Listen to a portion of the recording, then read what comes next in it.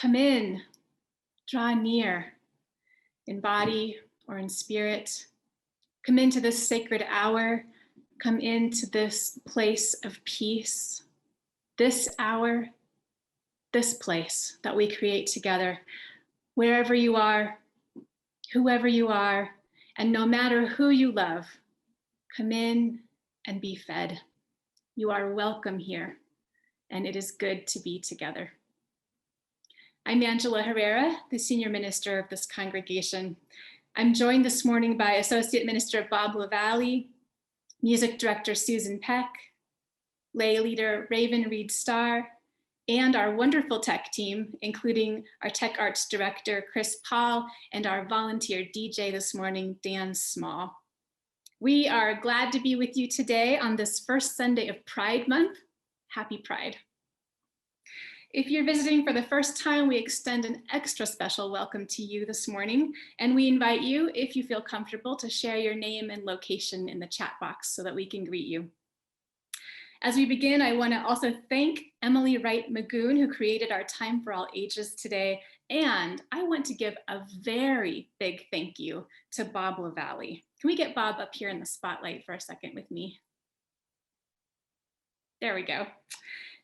If you've been a regular attender over the last several months, you know that this is my first Sunday back from a sabbatical leave, and that Bob took the lead here during the last 4 months. I have already heard from many of you that Bob took good care of the congregation while I was away. Bob, I know what it takes to fly solo in this big church, and I really appreciate you, as I know the congregation does. So thank you so much for all of your good work. You're very welcome, Angela. You know, and I was really glad to be able to hold the space that allowed you to get the deep renewal and rest that you desperately needed and deserved. So I was very happy to do it. But it's funny that you use the phrase "fly solo" because, you know, in this church, everything we do is an act of co-creation, and you know, everything went so well while you were gone because there's a great group of staff and lay leaders who made it all possible too. I was never, ever alone in this effort. And I want to say thank you to everybody on the staff and the lay leaders, the board, who did so much great work to just keep us cruising along as a church and do some pretty amazing things in the last 4 months. So thank you.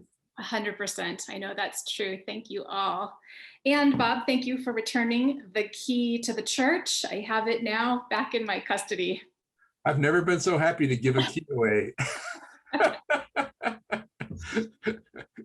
It's great to be back. My sabbatical was a really important time of renewal and study and reflection, and I look forward to sharing the fruits of it with all of you throughout the months to come.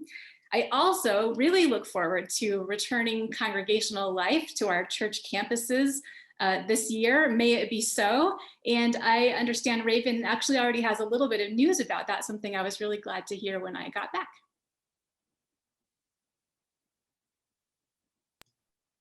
Good morning. We have some great news. The COVID Advisory Council and church staff have made the decision to reopen our campus to First Unitarian small groups starting Tuesday, June 1st. We are not yet opening to outside groups. We will start small with our programs and go from there.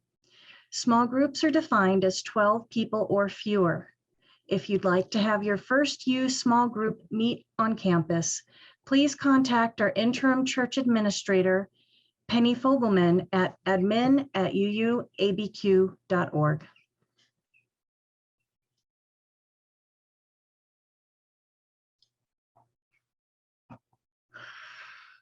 Our chalice lighting this morning is The Pride Flame by Linda Lee Franson.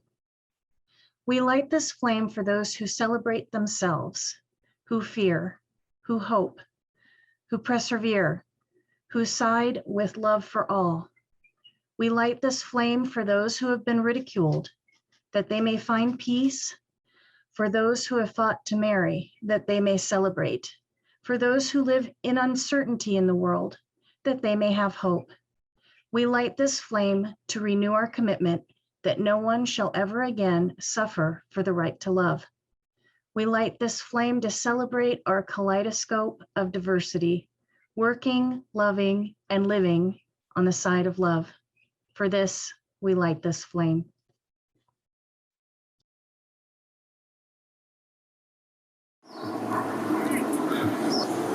We are Unitarian Universalists. We are people of faith with open minds, loving hearts, and helping hands.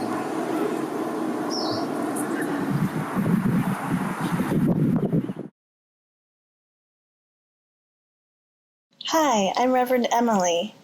Thank you to Reverend Angela and Reverend Bob for inviting me to be here.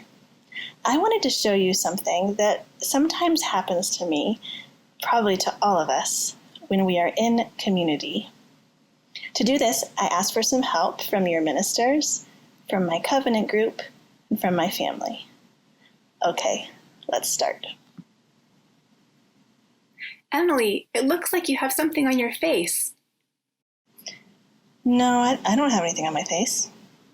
Hey, you have something on your face. You must be joking, because you see, I am an expert face washer, actually. I have actually studied face washing for years. What's on your face? How dare you tell me I have something on my face? I'm leaving. I think you might have something on your face. Oh, everybody has something on their face. So just why mention it? There's nothing we can do about it. It's always been this way. Mama, you have something on your face. Funny you should say that, because actually you have something on your face. Emily, you have something on your face. I have something on my face. Oh, what is wrong with me? I should just go back to bed. Well, you have something on your face. Oh, I do? Thank you so much for telling me. I've been trying to get it off, but I guess it's stickier than I thought.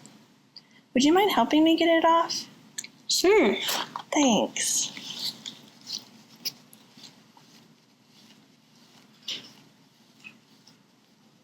Oh, thanks. I think we'll get it. Look, thanks to my friend's help, I got all clean. So I wonder, when we think about being in community together as Unitarian Universalists, which of my responses was the one that would most lead to beloved community? See, when we are trying to build this community together, sometimes we might need to hear things that happen to maybe make us a little embarrassed or uncomfortable or ashamed. But it's so important to build our ability to respond with curiosity and humility and collaboration, especially when it may be something that we have done that has hurt someone, especially if it is out of our own privilege that we have hurt someone. So thank you for showing up to this community with curiosity and humility.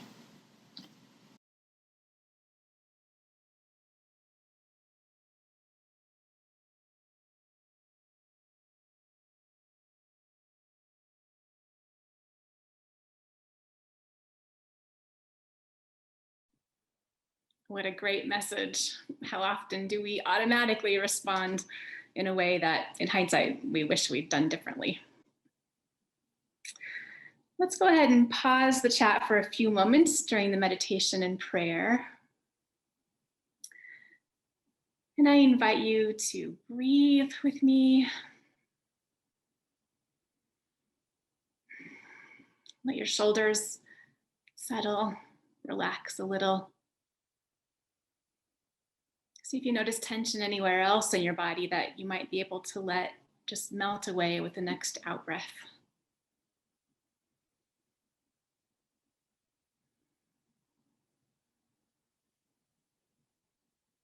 How about in your core, in your belly? You holding any tension there? Here is a moment to let it melt and be gentle with yourself. and simply be. And when you notice your mind wandering, just gently bring it back. Let's continue with 2 minutes of silence.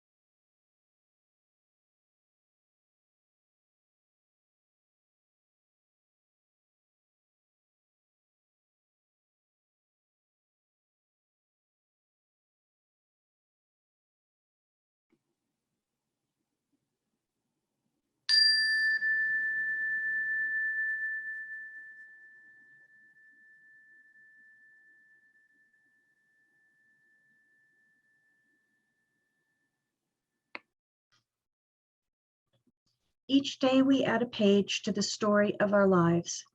At times, those pages tell of joy and gladness, and other times of sorrow and concern. Our stories are woven together when we support others in moments of joy or sadness, and they support us in ours. These interwoven moments become part of the story of our community here together. Please share first your joys and then your concerns as prompted by the video. You can also choose instead to email caring@uuabq.org.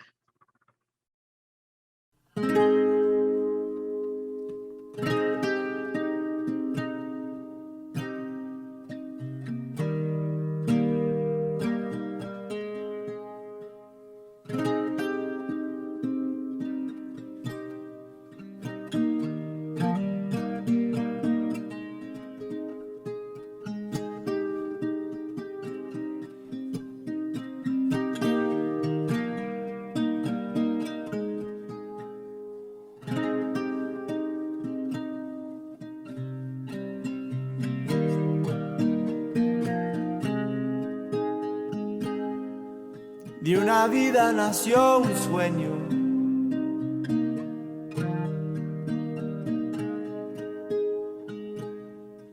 De una vida nació una canción. Nació esta familia linda.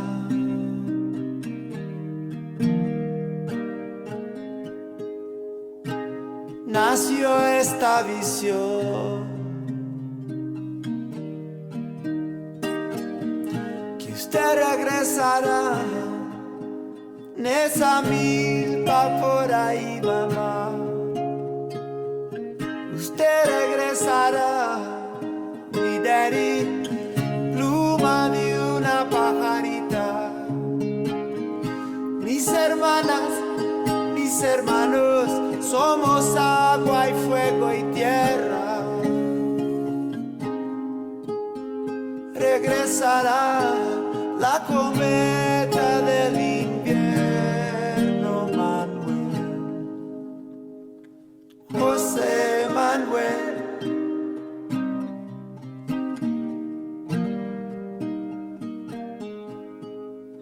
Nació esta visión que usted regresará en esa milpa por ahí, mamá.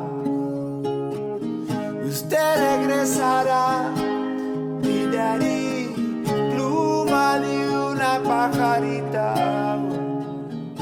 Mis hermanas, mis hermanos, somos agua y fuego y tierra. Regresará, va que bella es la vida, misteriosa.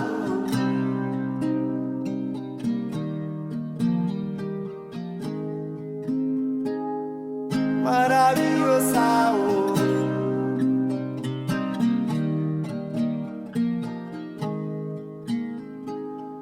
Mira qué lindo.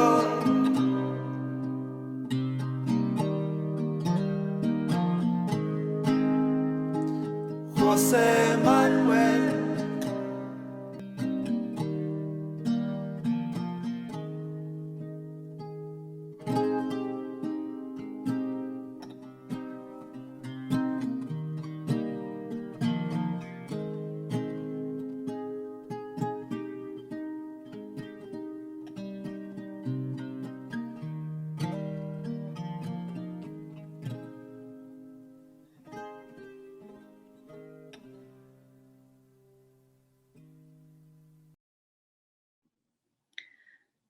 All these joys and concerns, all these loved ones we lift up to the great powers of healing, renewal, and celebration known by many names. And from the pastoral prayer list, I also want to add Elliot Arrowsmith, whose father died this week. Let us remember also the unnamed prayers, those too tender or too private to share, those that are hard to put into words. We remember all who need a prayer and aren't sure if anyone is praying for them, all who hold so much in their hearts that it's more than words can say. Peace and blessings upon them and upon each person here this morning, and especially upon all who are grieving. And we give thanks for the community that holds us and our loved ones in its thoughts, for music, for stillness, for multitudes of caring people. We give thanks for this fresh and ordinary morning, for life, which has lent us another day, and for all that gives our days their meaning. In the name of all that is holy, we pray. Amen. And peace be with you.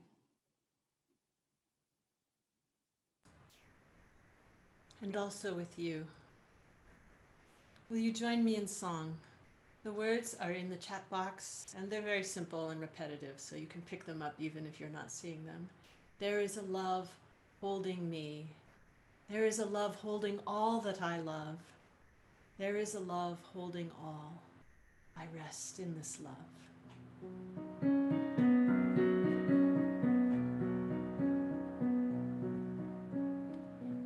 There is a love holding me.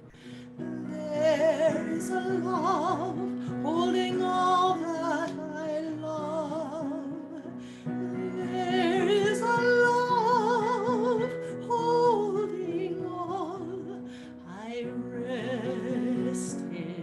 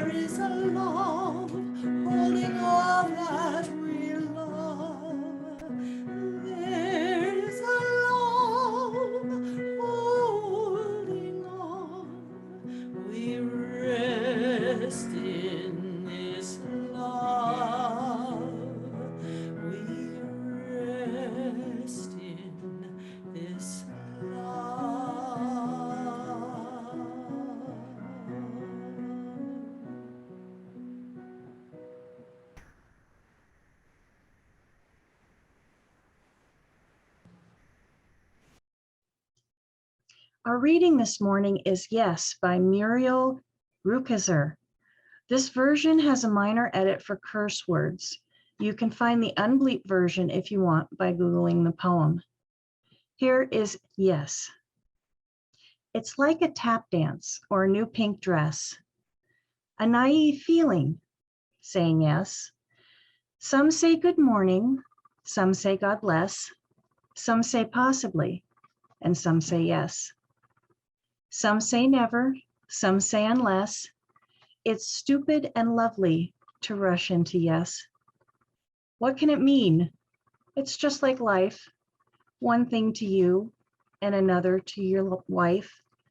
Some go local, some go express, some can't wait to answer yes. Some complain of strain and stress. The answer may be no for yes. Some like failure, some like success.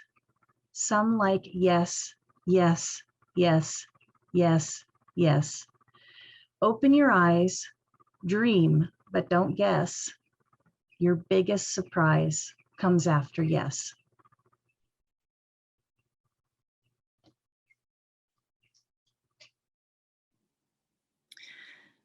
I want to begin with a moment of reflection together as we start this message for today. When was the last time you really played? Think back. A time when you were playful. Could have been just this morning or the other day, or maybe it's been a while now. If you've thought of something and you'd like to share it, you're welcome to go ahead and put it in the chat box. And the ushers, let's make sure the chat box is open again, please. When was the last time you played? What did you do?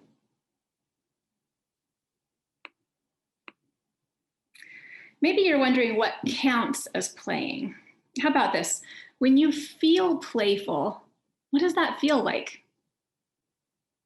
Can you remember what it feels like in your body when you feel playful?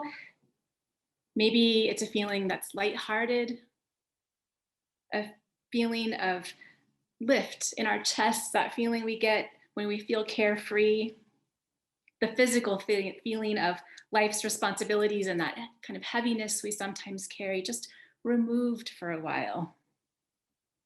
Might be accompanied by laughter or spontaneous smiles. When was the last time you felt that way? I've found that in the last year, playing has been more important to me than ever. One day I went for a bike ride in a butterfly costume. Totally recommend. There is nothing like the feeling of wings spread out behind you. It's just great. And it's a lot of fun to ride past little kids when you're dressed in a costume. Another time I went roller skating with oversized ladybug antenna on my helmet, my skate helmet. And I kept forgetting that I had the helmet on until I would skate by somebody and then they would laugh and smile. And then it would make me laugh and smile too. By the way, I skated by 3 members of this church who I recognized and waved to, and I don't think they recognized me. Probably weren't expecting that. Now you are. Well, maybe like frolicking around like that's not your particular style, that's okay. Other things count as playing too. And now I'm looking in the chat box and I see some great examples. Bouncing a baby on your lap, going sledding, playing Uno, watering the garden with a hose. That can definitely be playful. I can think of other things too, like taking delight in the things around you as you meander along a path and follow your curiosity wherever it leads you. Throwing a ball or a stick for a dog and enjoying the game just as much as the dog does. Creating something, like maybe art or music or writing, just for the joy of it. How about getting absorbed in a story of some kind, like a novel or a even a movie or a theater performance that engages your imagination and brings you pleasure. That counts too. Or how about daydreaming? Do you ever do that? Just let your imagination wander. When my son was really little, maybe about 3 years old, one day he was playing in his bedroom while I was in the kitchen, and I decided to go and check on him. And when I peeked in through the doorway, he was sitting with his back to me. Humans have the smallest shoulders when they're that age, and I will never forget the sweetness of that scene. He had his back to me and he was playing with his wooden train set, and he was humming. I had never heard him hum before. He was totally absorbed in his imagination and in his joy. When is the last time you felt like that? What all play has in common, says the play researcher Stuart Brown, is that it offers a sense of engagement and pleasure. It takes the player out of a sense of time and place, and the experience of doing it is more important than the outcome. It is something that is spontaneously done for its own sake. Last year, I put up bird feeders and I made bird baths in my yard so I could watch the birds be happy and playful too. I think that also counts. Now, I did not feel playful all the time, of course. No one does. There was a lot to be serious about in 2020, and there still is. There always is. But when things are serious, that might be when we most need our playfulness. And when things are serious, that's also what our playfulness has been preparing us for since we were little kids. There's a reason that playfulness is explicitly part of so many of the world's religious traditions. I mentioned Stuart Brown. He's a psychiatrist and he's the founder of the National Institute for Play. He became curious about the role of playing in human development when he was doing research on murderers, not where you would probably expect somebody to launch a play career. But the thing is that in his research, he started to notice, and this, it was really noticeable, it was pretty extreme and it stood out. He noticed that the people he was studying, people who had committed terrible, terrible crimes, almost always had a history of not being allowed to play normally as children do. About 90% of the time, this was true with these violent offenders. And Brown got really curious about that. And he went on to do a bunch more research in less scary situations. And he realized that play is crucial for human development, especially in childhood, all kinds of play. Through rough and tumble play, we learn to take measured risks, and we learn empathy when we experience the natural consequences of some of those risks. In cooperative play, we learn problem solving and communication. In imaginative play, we practice creativity and thinking outside the box. And in all of it, we learn about ourselves. If you think back to the ways you most enjoyed playing as a child, you can probably see a reflection of your personality, interests, and strengths right now. When I was little, I read a lot of books, I wrote poems, and I invented games where I was in charge. I was very small, but that did not deter me in any way. And I also hula hooped and skateboarded, things I've also done in the actual line of duty as your minister. So there you have it, right? Now, another really interesting thing about humans is that while other creatures in the animal kingdom also play, not all of them continue to do so after they are grown. And humans are one of the critters that do. It's a trait called neoteny, if you want to be geeky about it, which I totally do. Neoteny means retaining immature qualities into adulthood. See, you thought that was a bad thing. It turns out that our playfulness, which humans are hardwired to retain all of our lives, it's actually one of our superpowers, and it's helped us to be adaptive, resilient, and creative. We especially need those strengths right now, don't we? As we face all the challenges of this area, all the challenges, the ecological and social and spiritual challenges, as we tackle those, our playfulness and our joy are not a diversion, but actually a strength and a resource that we bring to it. They're also irresistible, right? Who would you rather join forces with to work for a better world? The playful people, right? The people who've tapped into creativity and joy. So we retain our playful hardwiring all through our lives, but as we get older, people do tend to play less. You know, in our work-oriented culture, where more than half of Americans do not use all of their paid vacation days, play can be perceived as a waste of time. Also, our egos or negative self-talk might get in the way. Like, are there some ways you would like to play, but you're holding yourself back? Maybe you think that's too silly, or I'd look silly if I try to do that. Well, let me tell you something. The word silly comes from the old German word selig, which means blessed. So, blessed be. Definitely don't listen to the haters, especially the ones in your own mind. Play helps us get out of our heads. When we become absorbed in it, we let go of the self-awareness that is so often accompanied by that inner critic. It's very liberating. We transcend ourselves for a while. I think this transcendence is one of the reasons that playing or playfulness is part of the world's religions. We see it in the many creative rituals, the music, things like liturgical dance, funny parables, jokes. Jokes are very disarming. They come in sideways at religious truths. The comedian Lenny Bruce is reported to have said, quote, "I know my humor is outrageous when it makes the Unitarians so mad they burn a question mark on my front lawn." We hold the truth lightly, but that doesn't mean we don't stand for anything, right? That joke gets in sideways at that religious truth. In Buddhism, there's a story about a young monk in the 9th century who asks a Buddhist master to summarize the essential teachings of the Buddha and the holy patriarchs. And that master replies, "The Buddha is a bull-headed jailkeeper and the patriarchs are horse-faced old maids."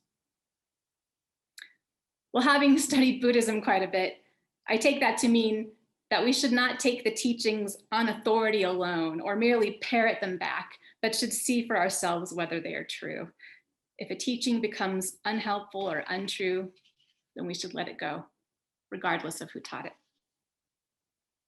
Hold the truth lightly in order to stay true. Alan Watts, who was a lifelong Buddhist and for a short time also an Episcopal priest, said that the universe seems to be essentially playful itself in the sense that it is totally unnecessary. The universe seems to be essentially playful itself in the sense that it is totally unnecessary. It's not for a particular end.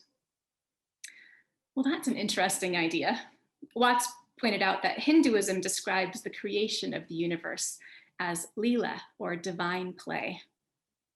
I think that the Jewish and Christian stories of creation also seem like divine play. You know, in them we hear a story of God improvising, imagining things into being and enjoying them, seeing that they are good, as the scriptures say.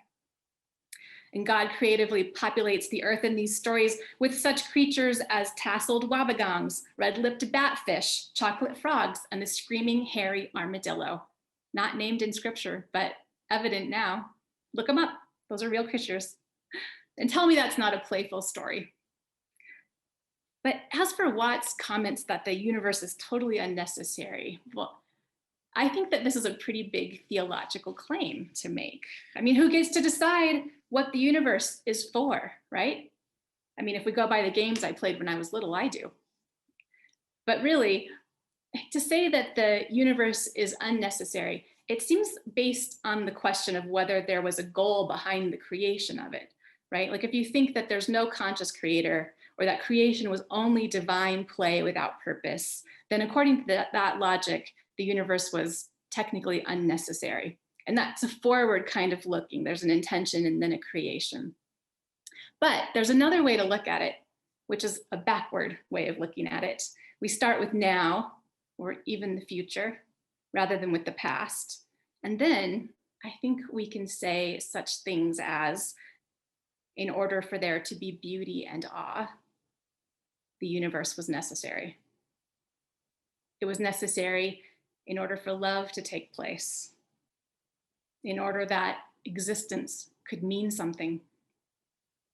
It was necessary that the bond between energies and particles, the interconnectedness of things, could be given extraordinary shapes.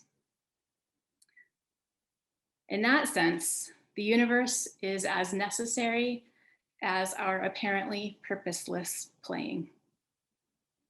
Expressive, creative, sustaining. I'm going to wrap this sermon up in just a minute, but before I do you want to hear the funniest thing that happened to me while I was away?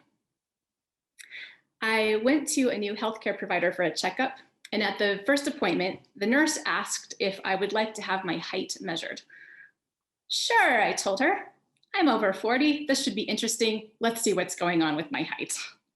So I stood in front of this measuring thing, and she measured me, and she said, "Looks like you're 5 feet tall." Well, I have never been more than 4 feet, 11 inches tall in my entire life. I think I yelled, "Get out of here."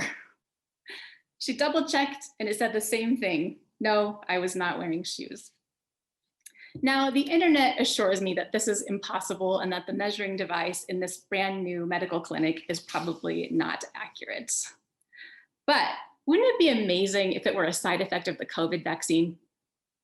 I had just gotten my second dose a few weeks earlier. I tell you what, if you haven't done it yet, I encourage all of you to go get vaccinated too, and then check your height and report back. We'll see what's going on. As we wrap up, I want to leave you with some words from another UU minister, the Reverend Marisol Caballero. She writes, "To play is to pretend. And honestly, sometimes the world seems too heavy to leave the house, let alone inspire moments of joy. But the more I watch the news these days, the more I'm coming to view playing, intentionally seeking joy as a means of radical resistance."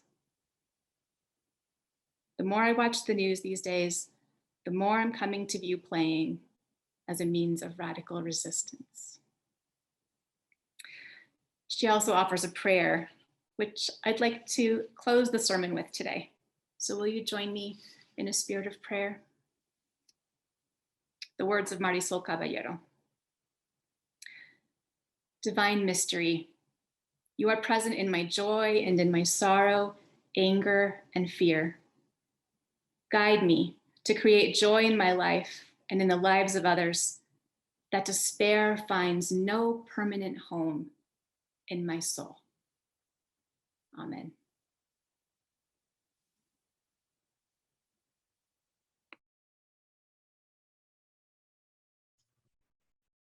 Beginning today, the Brain Injury Alliance of New Mexico will be our Change for the Future recipient for the months of June, July, and August.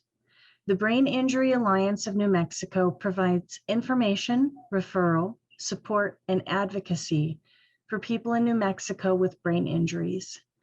This CFF funding will be used to hire an outreach coordinator 8 hours per week to organize volunteers, search for funding opportunities, meet with community stakeholders, and distribute brain injury survival toolkits to clients and their families. You can make an offering online by clicking on the link that we'll put in the chat box.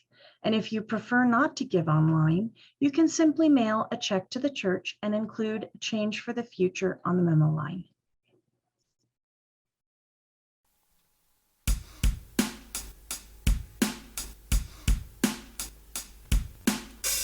Why do the days go by so fast?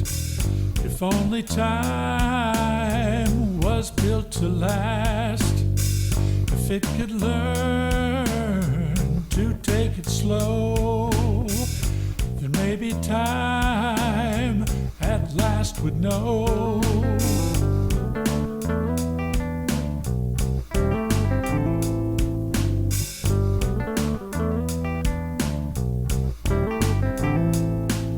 If Monday, Tuesday should go away, it'll be Wednesday, Thursday. Wednesday, then Saturday, and when Sunday comes, it's just too late. It's gotta be this time. How come the days do what they do? Maybe if time only knew, could be that time don't really know that it should try to take it slow.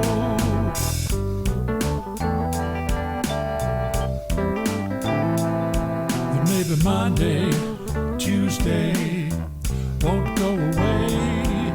Maybe Thursday, Friday would be like Saturday. And when Sunday comes, it's never too late. It'll be this time. It's gotta be this time. Ooh, this time.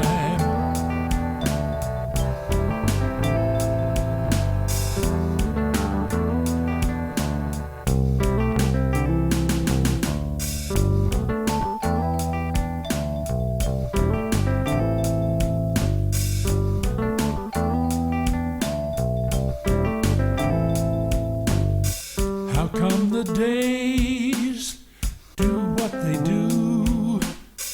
Maybe if time only knew that if Monday, Tuesday should go away, it'll be Wednesday, Thursday, it'll feel like Saturday. And when Sunday comes, it's just too late. Gotta be this time. It's gotta be this time. It's never too late. It'll be this time.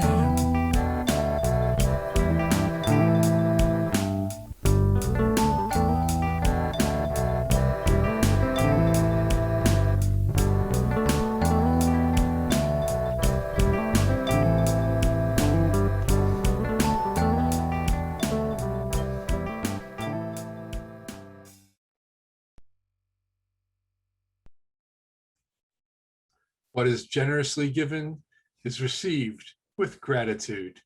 Thank you on behalf of First Unitarian Church of Albuquerque, and thank you on behalf of the Brain Injury Alliance of New Mexico and all the excellent work that they do. Well, we're moving towards the end of our service, and you are invited to stick around and jump into a breakout room, talk to your fellow congregants, or perhaps talk to your friends and family at home. And here's a little question, a conversation prompt for you. How has play helped you to live better? How has play helped you to live better? Putting that in the chat.